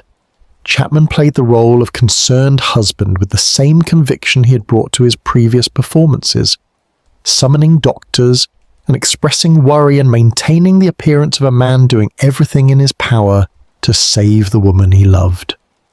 The doctors were puzzled by her symptoms, unable to identify the cause of her distress, prescribing remedies that provided no relief because they were treating a disease that did not exist. And Maud continued to decline. Her youth and health no protection against the poison that her husband introduced into her system with patient regularity. The borough watched and whispered as it always did. The customers of the Crown noted the young wife's absence from behind the bar, asked after her health, expressed their hopes for her recovery. The neighbours observed Chapman coming and going, his face showing the strain of caring for an invalid. his manner suggesting the anxiety of a man fearing the worst. And Maud's family, summoned to London by reports of her illness, grew increasingly alarmed by what they found. Her mother and sister visited the Crown and came away troubled, not merely by Maud's condition, but by something in Chapman's behaviour that struck them as wrong. He seemed too controlled, too detached, too willing to accept his wife's suffering as inevitable. The sister Louisa would later testify that she had urged Maud to go to hospital, but Chapman had resisted, insisting that he could provide better care than any institution. The death came in October of 1902, Maud Marsh breathing her last in the rooms above the Crown, while her husband stood by with the composure that had marked his response to his previous losses. He arranged the funeral with the same efficiency he brought to the operation of his business, selecting the coffin and notifying the relatives and accepting the condolences of neighbours who saw only a man bereaved. But Maud's family was not satisfied. The sister had harboured suspicions throughout the illness, suspicions that crystallised into certainty as she reflected on the sequence of events. She spoke to the doctor who had attended Maud, sharing her concerns, and that doctor, troubled by the conversation, took the unusual step of refusing to issue a death certificate without further investigation. The investigation that followed would unravel the carefully constructed edifice of George Chapman's respectability. The body of Maud Marsh was examined and found to contain sufficient antimony to have caused death. The bodies of Bessie Taylor and Mary Isabella Spink were exhumed and subjected to the same analysis, with the same results. 3 women, 3 common law wives, 3 deaths by poisoning, and at the centre of all of them, the charming publican of the Crown, whose surgical training had provided him with the knowledge to kill slowly, and whose calculating nature had provided him with the patience to wait while his poisons did their work. Chapman was arrested in October of 1902, taken from the Crown that had been his stage, and conveyed to the cells where he would await trial. The case became a sensation, reported across England and beyond, the details of his crimes examined in newspapers that found in the Borough Poisoner a figure of compelling horror. He had killed not in passion but in cold deliberation, selecting victims who trusted him and destroying them by inches while maintaining the appearance of devoted care. The method was considered particularly cruel, the slow poisoning allowing the victims to suffer for months before death released them. The killer watching their decline with whatever satisfaction he derived from his control over their fates. The trial took place in March of 1903, before a packed courtroom and a judge who had sentenced Chapman to death with words that reflected the disgust of a society that could scarcely comprehend such calculated evil. The evidence was overwhelming, the pattern of behaviour too clear to permit any doubt. 3 women dead, 3 fortunes, such as they were, transferred to their killer, and a man whose history included the darkest period in London's criminal record, who had lived in Whitechapel during the Autumn of Terror, who possessed skills with a blade that went far beyond what any barber required. The Crown public house passed to other hands after Chapman's arrest. The borough absorbed the scandal, as it had absorbed so many before, its streets continuing their commerce of flesh and labour, its residents returning to the ordinary concerns that filled ordinary lives. But the name of George Chapman had been written into the history of Southwark, and the questions that his arrest had raised would linger long after his execution, unanswered and perhaps unanswerable, connecting the Borough Poisoner to mysteries that extended far beyond the deaths for which he paid with his life. The chapter closes with Chapman in custody, his trial approaching, his fate sealed. But before the hangman claims him, voices will speak that link him to older crimes, to the Torso murders, and perhaps to the Ripper himself. The next chapter explores those connections, examining what the police believed and what remains forever uncertain in the fog of Victorian London's unsolved horrors. Rest now, listener. The tale grows darker still, but the darkness is the darkness of history long past, its power to harm diminished by the years that separate us from those blood-soaked streets. Sleep approaches, and with it, the knowledge that morning will bring light to dispel even the deepest shadows of the night. Chapter 8. The Slow Poison. The nature of antimony is such that it kills by degrees. It does not strike down its victim in a single violent moment, as arsenic might in sufficient quantity, nor does it announce its presence through symptoms that any physician would immediately recognize. It works slowly, introducing itself into the body in doses that accumulate over time, each administration adding to the burden that the organs must bear until they can bear no more. The victim sickens gradually, experiencing nausea and vomiting that might be attributed to any number of common ailments. The weakness that follows seems natural, the expected consequence of an inability to retain nourishment, and the wasting that ensues, the slow diminishment of flesh and strength, appears to be the progression of some unnamed disease rather than the calculated work of a poisoner who has measured his doses with care. George Chapman understood antimony as he understood so much about the mechanisms of the human body. His training in Poland had introduced him to the properties of various substances, the therapeutic applications of compounds that could heal in small quantities and kill in larger ones. The knowledge had remained with him through all the years of his wandering, through the barber shops and the public houses, through the relationships that he formed and ended according to his own hidden purposes. And when he chose to kill, he chose a method that reflected his nature, patient and controlled, allowing him to observe his victim's decline while maintaining the appearance of devoted concern that deflected any suspicion from himself. Mary Isabella Spink had been the first to receive his attentions in this manner. Their relationship had begun with the appearance of partnership, two people joining their resources and their efforts in pursuit of commercial success. Chapman had been charming in those early days, attentive to Mary's needs, solicitous of her comfort, presenting the face of a man who valued his companion and wished only for their mutual happiness. But beneath that face lay calculations that Mary could not have suspected, assessments of her worth and her vulnerability that led inexorably toward the decision to destroy her. She had money, an inheritance that Chapman desired. She had also begun to prove difficult, asserting opinions and preferences that conflicted with his own, failing to maintain the submissive posture that he required from the women in his life. The poison offered a solution to both problems, transferring her resources to his control while eliminating a presence that had become inconvenient.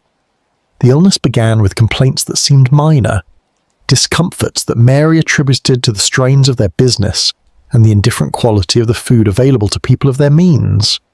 Chapman was sympathetic, preparing special dishes that he assured her would settle her stomach and restore her strength. He brought her medicines that he mixed himself, drawing upon his pharmaceutical knowledge to create remedies that contained the very substance causing her distress, and he watched as she declined, her body fighting a battle it could not win against, an enemy it could not identify. Her trust in her partner never wavering, even as that partner measured out the doses that would end her life. The doctors who attended Mary were baffled by her condition. They prescribed treatments for consumption, for gastric disorders, for the vague category of female complaints that served as a catch-all, for symptoms that defied more specific diagnosis. None of their treatments helped, and some may have hastened her decline, weakening a body already stressed by the poison that Chapman continued to administer. He played his role throughout, the worried husband consulting with physicians, following their instructions, expressing his hope that the next remedy would prove effective. The neighbours saw only his devotion, the long hours he spent at her bedside, the evident distress he displayed as her condition worsened. They could not see the calculations behind his eyes, the patience with which he waited for the end that he had engineered. Mary died on Christmas Day 1897, a date that would have seemed cruelly ironic had anyone known the true cause of her passing. Chapman buried her with appropriate ceremony, received the condolences of acquaintances who praised his steadfastness during her illness, and set about finding her replacement. The inheritance passed to him, as he had intended, and the inconvenient partner was removed from his life as he had planned. The method had worked. The poison had done its work without detection, and Chapman had learned that he could kill with impunity, that the patience required to administer antimony over months of slow poisoning was within his capabilities, that the performance of devoted care was one he could sustain for as long as necessary. Bessie Taylor entered his life within months of Mary's death, a woman of similar circumstances and similar vulnerability. She was respectable but not wealthy, possessing enough resources to be attractive to a man of Chapman's acquisitive nature, but not enough connections to pose a threat should anything go wrong. Chapman courted her with the same charm he had deployed against Mary, presenting himself as a successful businessman seeking a partner to share his life and his prospects. Bessie was flattered by his attention, drawn in by the warmth he could project when he wished to make an impression. She agreed to live with him as his wife, taking up residence in his establishment and assuming the role that Mary had vacated. The pattern repeated itself with terrible precision. The early months were pleasant, the relationship appearing to be everything that Bessie had hoped for. But as time passed, Chapman's manner changed, becoming more controlling, more demanding, more inclined toward the rages that his previous partners had learned to fear. And then the illness began, the same constellation of symptoms that had afflicted Mary, the nausea and vomiting and weakness that no treatment could relieve. Bessie believed she was dying of natural causes, some disease that the doctors could not identify, but that was surely working its way through her body according to its own inexorable logic. She did not suspect the man who brought her food and medicine, who sat by her bed and held her hand, who spoke words of comfort while calculating how much longer she would last. The death came in February of 1901, Bessie Taylor breathing her last in Chapman's arms, surrounded by the evidence of his devoted care. The doctors signed the death certificate without hesitation, attributing her passing to intestinal obstruction or some similar condition that explained the symptoms without requiring further investigation. Chapman buried her as he had buried Mary, receiving sympathy and expressing grief, and then turned his attention to the next chapter of his murderous career. Maud Marsh was different from her predecessors in ways that would prove significant. She was younger, barely 20 years old when Chapman seduced her, and she had family who remained involved in her life, parents and siblings who cared about her welfare and would not simply accept her death without questions. Chapman either failed to recognize this difference or believed that his methods were sufficiently refined to withstand any scrutiny. He proceeded as he had before, establishing Maud in his household, beginning the slow administration of poison, maintaining the facade of concern as she sickened and declined. But Maud's sister Louisa was not content to watch her sibling waste away without seeking answers. She visited the Crown repeatedly during Maud's illness, observing Chapman's behaviour with growing suspicion. Something was wrong, she felt, something beyond the evident fact of her sister's mysterious malady. Chapman was too calm, too controlled, too accepting of a situation that should have driven any loving husband to desperation. He resisted suggestions that Maud be moved to hospital, insisting that he could provide better care than any institution. And when Louisa looked into his eyes, she saw something that chilled her, an absence of the genuine emotion that should have been present, a performance of concern that did not quite reach the depth that real feeling would have achieved. The death of Maud Marsh in October of 1902 brought Louisa's suspicions to a head. She spoke to the doctor who had attended her sister, sharing her concerns about Chapman's behaviour, suggesting that the death might not have been as natural as it appeared. The doctor, troubled by the conversation and perhaps reflecting on aspects of the case that had puzzled him at the time, took the unusual step of refusing to certify the death without further investigation. An inquest was convened. Questions were asked, and the body of Maud Marsh was examined with a thoroughness that had not been applied to her predecessors. The antimony was found in quantities that left no room for doubt. Maud had been poisoned, systematically and deliberately, by someone who had access to her food and medicine and the knowledge to administer a lethal substance without detection. The investigation expanded rapidly, encompassing the deaths of Bessie Taylor and Mary Isabella Spink, whose bodies were exhumed and subjected to the same analysis. The results were identical. 3 women, 3 poisonings, 3 murders that had masqueraded as natural deaths until a suspicious sister had refused to accept the comfortable explanation. Chapman was arrested at the Crown, taken into custody by officers who found in his rooms evidence of pharmaceutical knowledge and perhaps of the substances he had used to kill.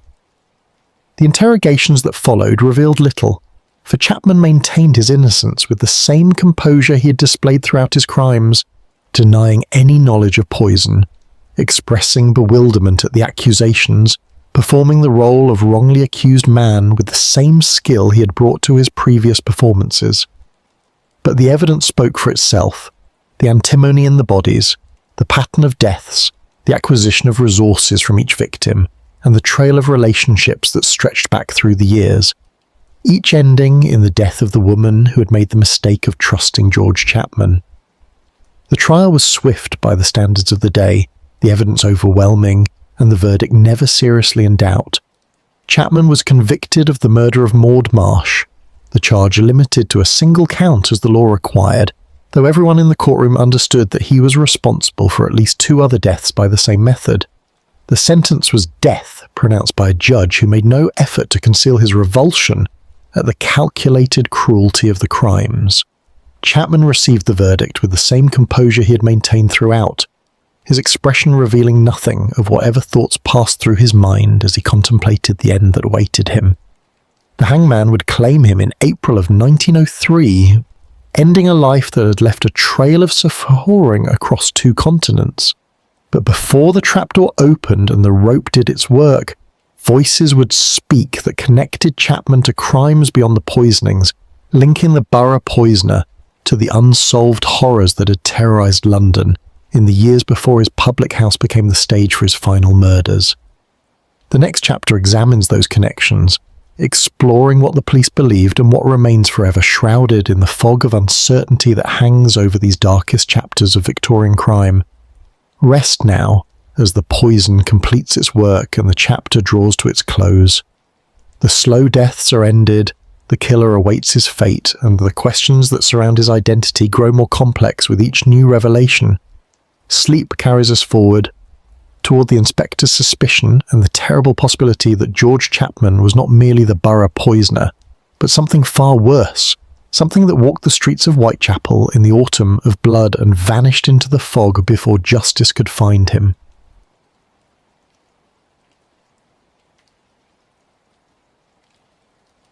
Chapter 9. The Inspector's Suspicion.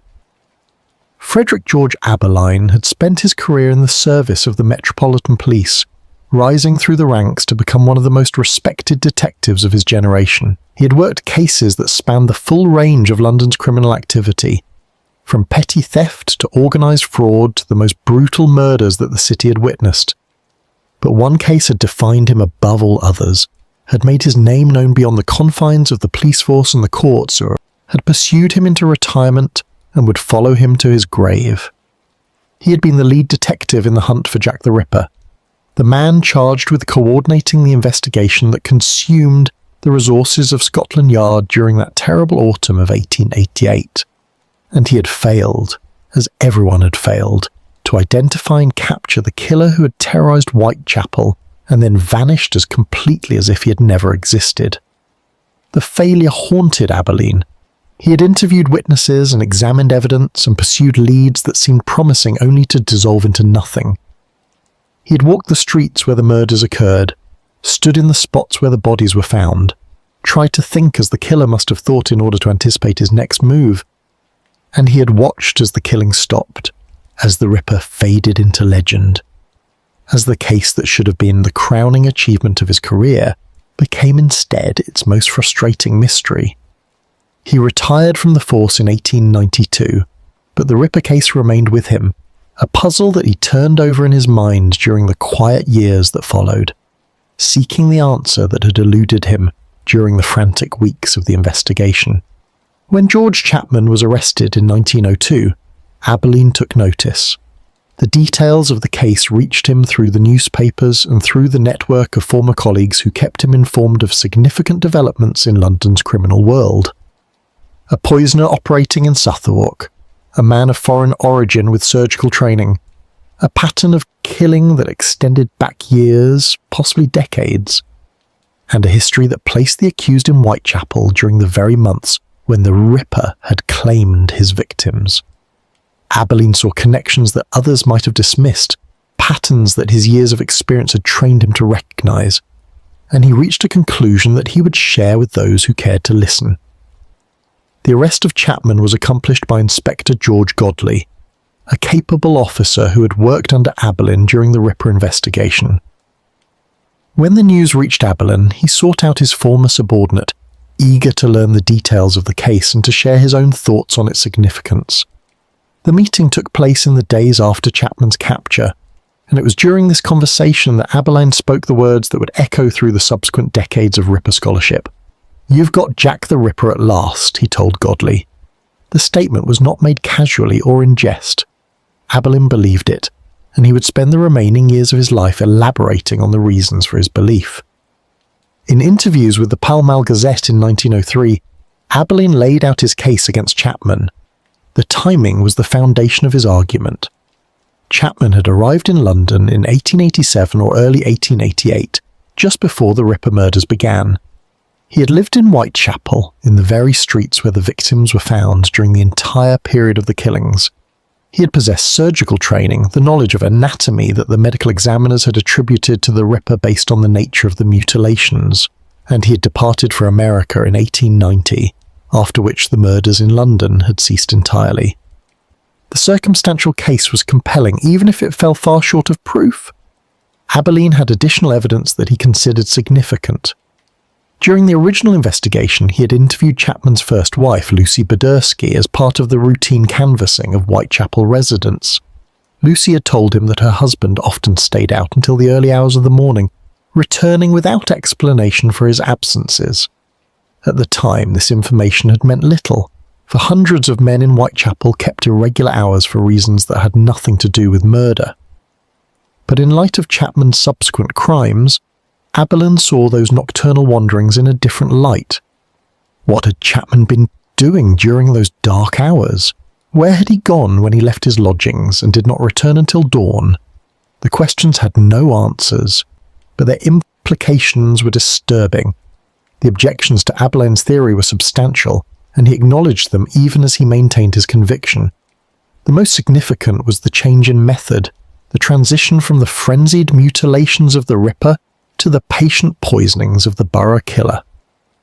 Serial murderers, the emerging science of criminal psychology suggested, did not typically alter their methods so dramatically. The Ripper had killed with a blade, working quickly in the public spaces, taking enormous risks for the satisfaction of the immediate violence. Chapman had killed with poison, working slowly in private, taking no risks at all, content to wait months for his victims to succumb. These were different kinds of killing, reflecting different kinds of psychology, and many experts doubted that the same mind could have conceived and executed both. Aberline had an answer to this objection, though it satisfied few of his critics. The Ripper, he argued, had learned from his close calls in Whitechapel, from the times when he had nearly been discovered, from the increasing pressure that the police investigation had placed upon him. He had recognised that his methods were too dangerous, that continuation would eventually lead to capture, and so he had adapted, finding a new approach to murder that allowed him to satisfy whatever urges drove him while minimising the risk of detection. The poisonings were not a different psychology, but an evolution, a refinement of technique that preserved the essential satisfaction of killing while eliminating the hazards that had made the Ripper's career so precarious. The theory gained adherents and detractors in roughly equal measure. Some saw in Aberline's conviction the wisdom of a detective who had spent more time on the Ripper case than anyone else, who had immersed himself in its details and developed intuitions that could not be easily articulated. Others saw the desperation of a man who had failed to solve the defining case of his career, and who now grasped at any connection that might retrospectively justify that failure. The debate would continue long after Aberline's death, becoming one of the enduring controversies in the study of Victorian crime, never resolved because the evidence necessary for resolution did not exist. What Aberline did not discuss, at least not publicly, was the possible connection between Chapman and the Torso murders that had occurred during the same period. The Thames remained yielded its fragments throughout the years when the Ripper stalked Whitechapel, bodies dismembered with the practical knowledge of a butcher or knacker, disposed of with a calculation that spoke of planning rather than passion. The torso killer, like the Ripper, was never identified, and the torso killer, like the Ripper, possessed anatomical knowledge that Chapman's training would have provided. If Chapman was the Ripper, might he also have been the torso murderer? Might the same hands that poisoned 3 women in Southwark have earlier cut the throats of prostitutes in Whitechapel and dismembered unknown victims for disposal in the river? The questions multiplied without answers. Chapman went to the gallows in April of 1903, taking whatever secrets he possessed to a grave that would never yield them up. He made no confession, offered no explanation, maintained his innocence to the end with the same composure that had characterized his entire criminal career. The hangman reported that he died without struggle, that the drop broke his neck cleanly, that George Chapman ceased to exist with the same efficiency that had marked his killings.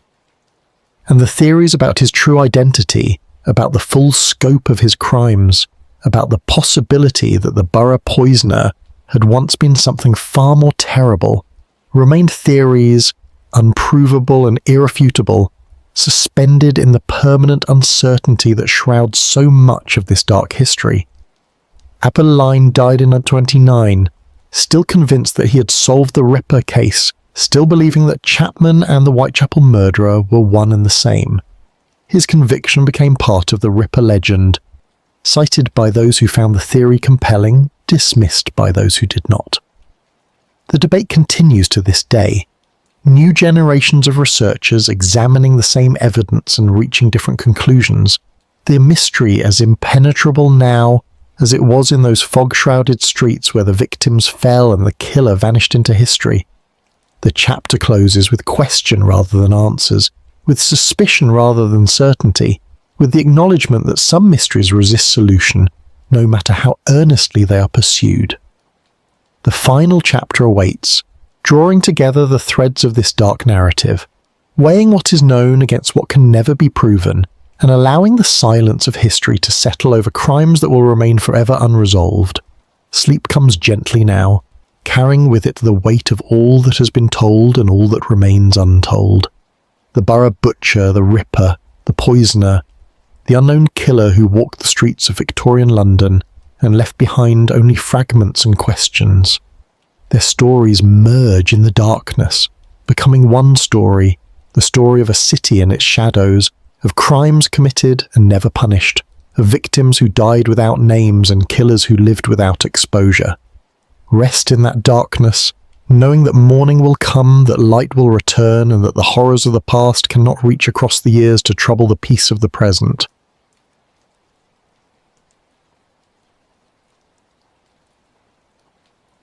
Chapter 10. The Unanswered Dark. The fog never truly lifts from these stories.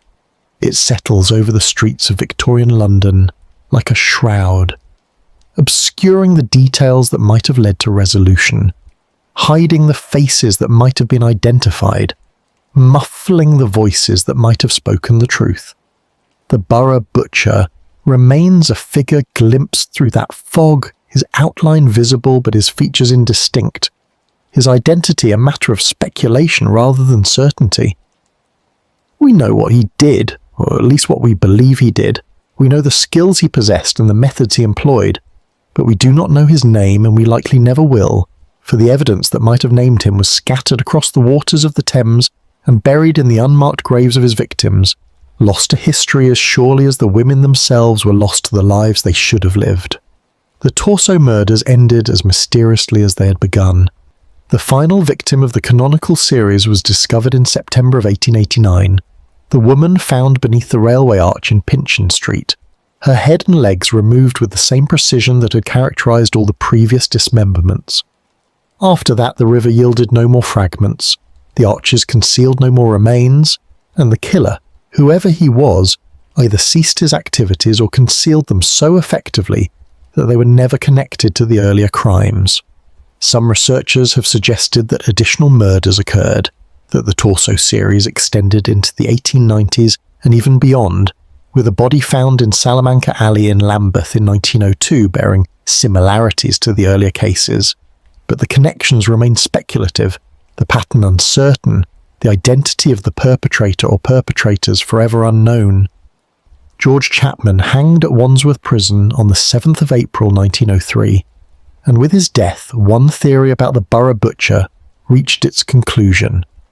If Chapman was indeed the torso murderer, if his practical knowledge extended beyond the poisonings for which he was convicted to include the dismemberments that had terrified London in the late 1880s, then justice was served, however belatedly and incompletely. But the theory rests on circumstantial foundations that many find insufficient. Chapman possessed the skills, certainly. His surgical training in Poland would have provided him with the anatomical knowledge that the medical examiners attributed to the killer. His presence in London during the years of the torso murders placed him in the right location at the right time, and his demonstrated willingness to kill, revealed by the poisonings that brought him to the gallows, established that he was capable of taking human life without apparent remorse. Yet the objections persist. Chapman killed women who were close to him, partners who had shared his life in his bed, victims whose deaths served purposes that he could articulate even if those purposes were monstrous. The torso victims were strangers, women whose identities were never established, who had no apparent connection to anyone who might benefit from their deaths. The psychology of intimate murder differs from the psychology of stranger murder, and few killers move easily between the two categories. Chapman's poisonings were controlled and patient, the work of a man who could wait months for his victims to die. The torso murders, by contrast, required physical violence. The actual work of killing and then dismembering, a hands-on engagement with death that seems foreign to the method Chapman eventually chose. The Ripper connection raises similar difficulties. Aberline's conviction notwithstanding, the evidence linking Chapman to the Whitechapel murders is no stronger than the evidence linking him to the Torso series, and perhaps weaker. The Ripper killed in frenzy, mutilating his victims at the scene of the crime, leaving their bodies displayed for maximum horror. Chapman killed in secret, his victims succumbing to poison in private rooms, their bodies showing no marks of violence beyond the ravages of the antimony that had destroyed them. The transition from one method to the other would require a psychological transformation that experts find implausible, a fundamental change in the nature of the criminal mind that contradicts what we know about how such minds operate. And so the mystery remains, suspended in that permanent fog that obscures so much of this history. The Borough Butcher may have been George Chapman, his torso murders preceding his poisonings as an earlier chapter in a career of calculated killing. He may have been someone else entirely, a slaughterman or knacker whose identity was never suspected, who lived out his days in ordinary obscurity while the police searched in vain for evidence that would lead to his door. He may have been multiple men, the Torso series attributed to a single killer when in fact several individuals were responsible, their crimes connected by method rather than by perpetrator. The evidence permits all these theories and confirms none of them. The fog does not lift. The truth does not emerge. The questions remain questions, haunting the streets where they first arose, echoing through the years that have passed since the last victim was found. The borough itself has changed beyond recognition. The slaughterhouses that once stood along its streets have long since closed, their functions transferred to facilities far from the centre of the city. The tanneries are gone, their stench no longer drifting through the lanes that have been rebuilt and renamed and absorbed into a London that bears little resemblance to the cramped and crowded district of the Victorian era. The railway arches remain, those enduring monuments to an age of industrial expansion, but they shelter coffee shops and art galleries now rather than the desperate and the criminal. The Crown Public House where Chapman served his poison has passed through many hands and many incarnations, its association with the Borough Poisoner a footnote in local history rather than a living memory. The streets are safe, or as safe as any streets can be in a city of millions. The fog that once blanketed everything has lifted, dispersed by Clean Air Acts and the decline of coal fires, leaving behind a clarity that the Victorians never knew. But the past persists beneath the present, as it always does. The bones of the victims lie somewhere, in unmarked graves or scattered across locations that have long since been built over and forgotten. The questions that their deaths raised have never been answered, and barring some miraculous discovery, they never will be. The Borough Butcher, whoever he was, escaped justice as surely as Jack the Ripper escaped it, as surely as so many killers in that era of primitive detection and limited resources escaped it. He may have died in his bed, old and respected, his secrets intact. He may have hanged for other crimes, as Chapman did, without ever being connected to the Torso murders. He may have fallen victim to violence himself, his death as anonymous as the deaths he inflicted on others. We do not know. We cannot know. The fog has closed around him, and he has vanished into the darkness of history, leaving behind only the fragments of his victims and the unanswered questions that their deaths continue to pose. This is the nature of these stories, these whispered histories of crime and suffering and mystery. They do not resolve into neat conclusions. They do not offer the satisfaction of justice served and truth revealed. They remind us that the past was as chaotic and uncertain as the present, that the Victorians were no better than we at solving the puzzles that human depravity creates, that some secrets are kept forever by those who carry them to their graves. The Borough Butcher is one such secret, his identity protected by the passage of time and the inadequacy of the evidence that might have exposed him. We can theorize and speculate and construct elaborate arguments for this suspect or that, but in the end, we are left with uncertainty, with the acknowledgement that some questions have no answers, that some mysteries endure, and perhaps that is fitting. Perhaps the victims deserve to be remembered not as puzzles to be solved, but as human beings whose lives were cut short by violence that defied comprehension. They had names, even if we do not know them. They had families and hopes and fears, even if those have been lost to history. They walked the streets of the borough and lived their lives as best they could in a world that offered them little protection and less justice. And they died, terribly and alone, at the hands of someone who reduced them to fragments and scattered those fragments across a city that absorbed them without understanding. Let their memory be honoured in the telling of this tale. Let the darkness of their deaths be acknowledged, not exploited. Let the questions that surround them be asked with respect for what was lost, not merely with curiosity about what might be discovered. The Borough Butcher remains unknown, and perhaps that is his final victory over those who sought him, over those who continue to seek him across the gulf of years that separates us from his crimes. But his victims, nameless though they are, deserve to be remembered as more than evidence, more than clues, more than pieces in a puzzle that can never be completed. They were women who lived and died in a hard world, and this story, for all its darkness, is ultimately their story. A memorial to suffering that should not be forgotten, even if it can never be fully understood. The candle burns low now, its flame guttering in the stillness of the room.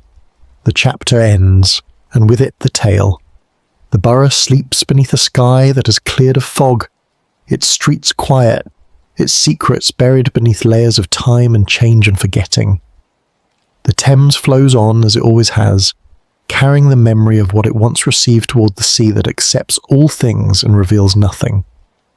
And the night deepens around you, listener, as the voice of the bedside historian fades into the silence that follows all stories, the silence that is both ending and beginning, both darkness and rest. Sleep now. The tale is told. The Borough Butcher has faded into the shadows from which he came, and the unanswered dark has closed around him, keeping his secrets as it has kept them for more than a century. Let your eyes close. Let your breathing slow. Let the weight of history settle gently upon you as you drift toward whatever dreams await in the hours before morning. The page turns in the darkness. The book closes softly, and somewhere in the vast silence of the past, the dead keep their counsel, waiting for questions that may never be asked and answers that may never be given. Good night.